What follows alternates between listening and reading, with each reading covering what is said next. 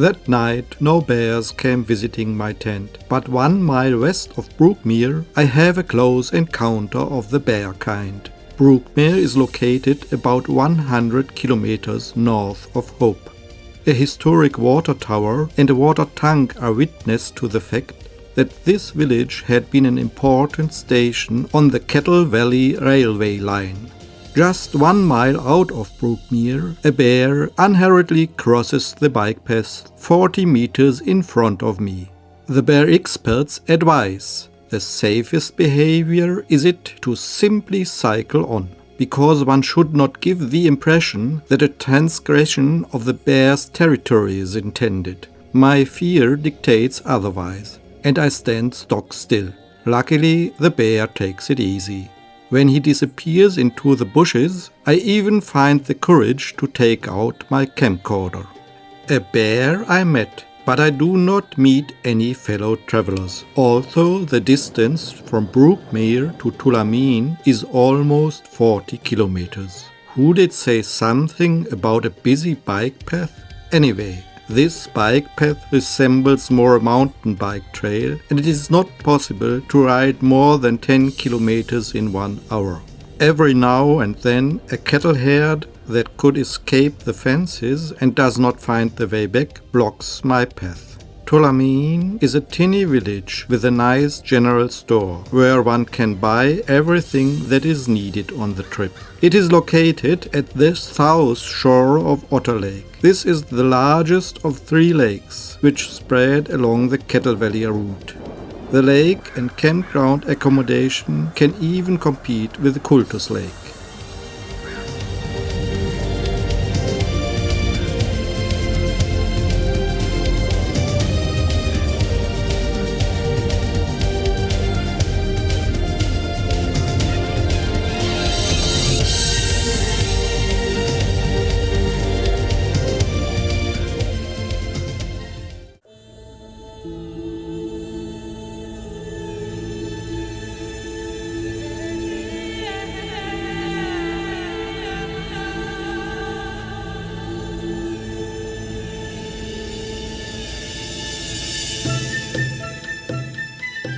The next morning I leave early, because I am not at all sure how long the trip will take, considering the really terrible bike path quality. The first thing I run into is a deer in the midst of the bike path. It does not look afraid, but rather seems to regard me as a nuisance.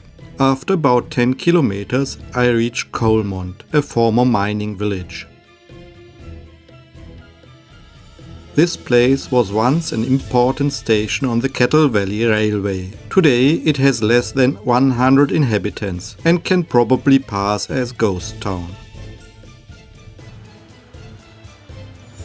From here, the Kettle Valley cycle path follows the Tulameen River. The distance to Princeton is about 20 kilometers.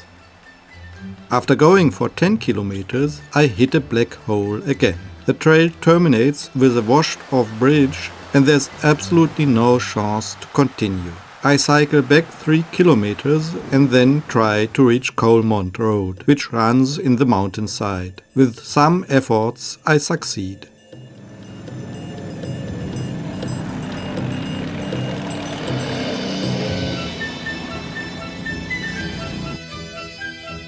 But all this amounts to a quite late arrival in the small town of Princeton.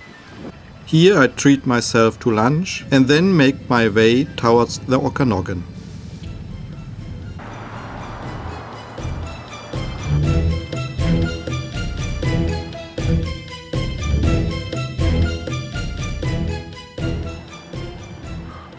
The bike path runs through a secluded plateau, and its quality is amazingly bad, although it did not rain for a long time.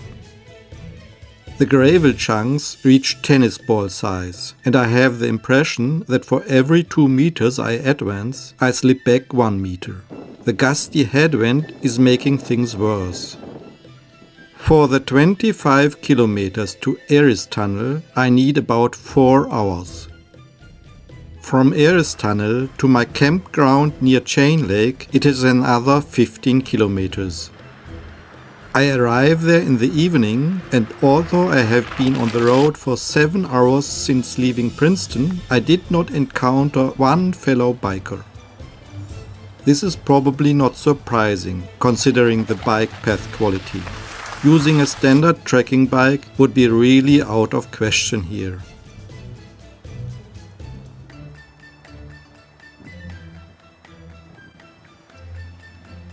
The following morning, with fresh memories of the trail, I decide to cycle the first 20 kilometers on the regular road to the Okanagon.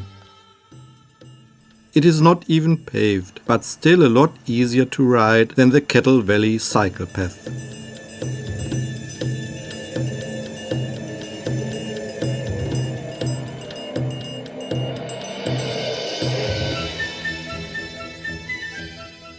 About 30 kilometers from Summerland, I switch back to the KVR. It is in much better condition here, a clear indication that it is getting more touristy. And indeed, in the hills above Summerland sits the terminus of the single section of the Kettle Valley railway line, which is still in operation today. From here, you can take a steam train, which is a popular tourist attraction, down to Summerland near the lake. Even pre-booking through the internet is possible. But I am late and there's no transport for bikes anyway. Therefore, I enjoy the magnificent bicycle ride down into the Okanagon Valley.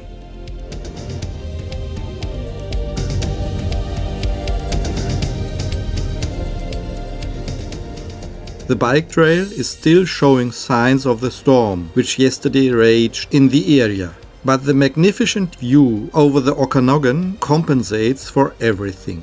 The Okanagon Valley is part of a fault line that extends all the way down south to the American border and into Washington state. The climate in this region is exceptionally warm and dry. On the banks of the Okanagan falls the largest vine-growing region of Canada. It has become more and more important in recent years and is a tourist highlight of Western Canada nowadays.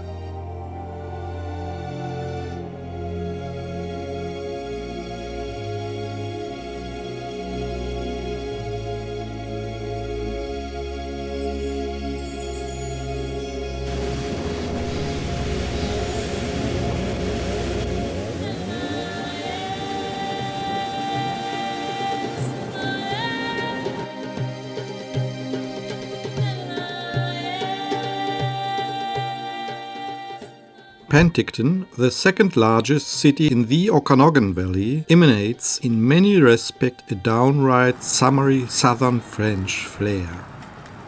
Joggers, surfers and sailors meet at the beach promenade, and on the lake trendy aquatic sports flourish.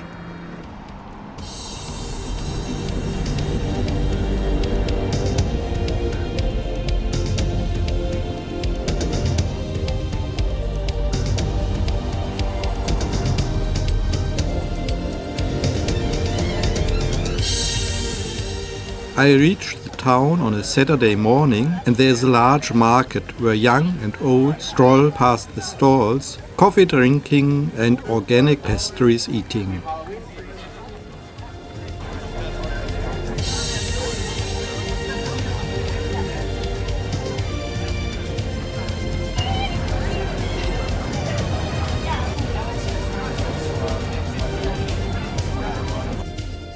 Originally, I had planned to stay for 2 days in one of the local vineyards. That turns out to be quite problematic, because most of them are fully booked. The tourist office is really friendly and helpful, but the only possible accommodation would cost about $400 Canadian for 2 days. I declined politely and checked into a motel in Penticton.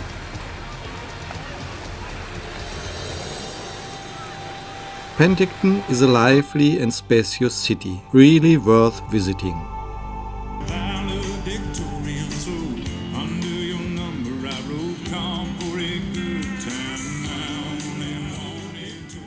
In the afternoon, there's a music festival on the waterfront and the sailors and kiters are joined by a party barge. Quite pleased, I eat a masala dosa at one of the Indian food stands, then retire to my motel room for an hour of sleep.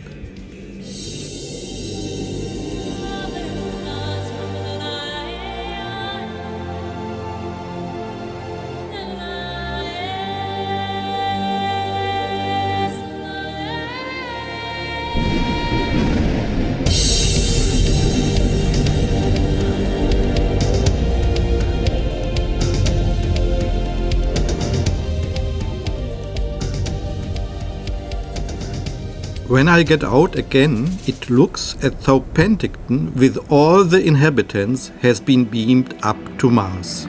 The sun has disappeared behind a reddish cloud of smoke and one can see at best about 200 yards. This John Carter experience I owe to the massive forest fires in Washington state.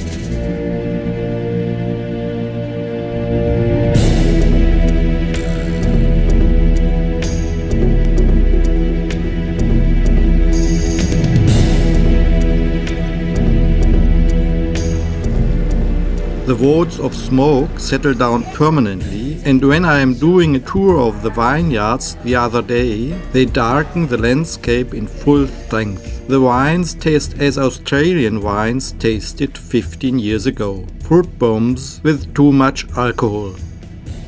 This probably does not deter those Chinese investors that buy more and more of the vineyards.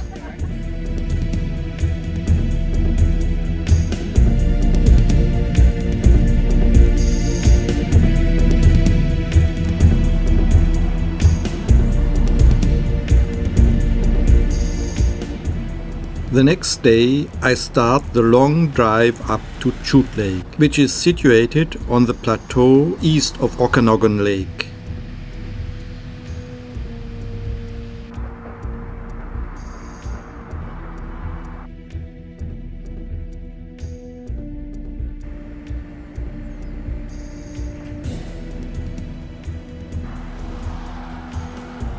Luckily, no such steep grades as on the way up the Coquihalla Pass await me, because the Kettle Valley Railway could only cope with a grade of 2%. The smoke clouds, which still are drifting in from the large forest fires in Washington state, have not lost any of their intensity, and the beautiful Lake Okanagon cannot even be glimpsed.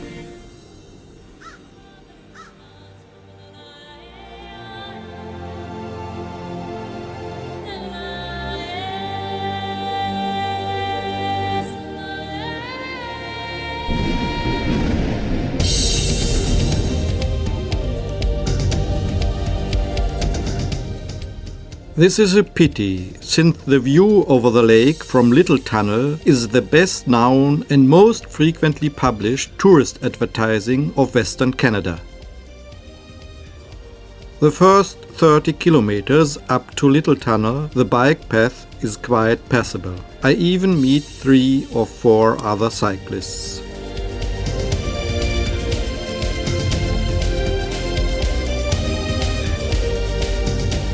Immediately after the tunnel, the quality deteriorates and recalls the bad memories of the route to Chain Lake. There's only one difference: the grade is steeper. Past the ancient stone ovens that served to supply the railway workers with fresh bread, I reached the plateau on the east side of Okanagon after several hours.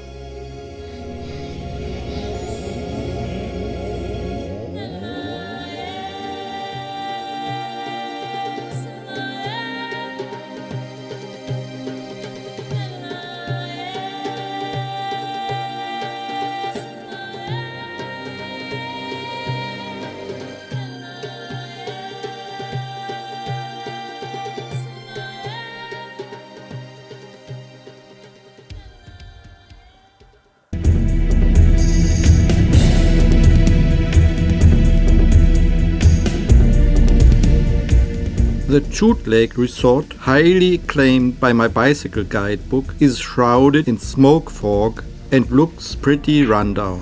80 guests dining here daily, as the guidebook claims, is a tale of forgotten times. Nowadays the number is about 8.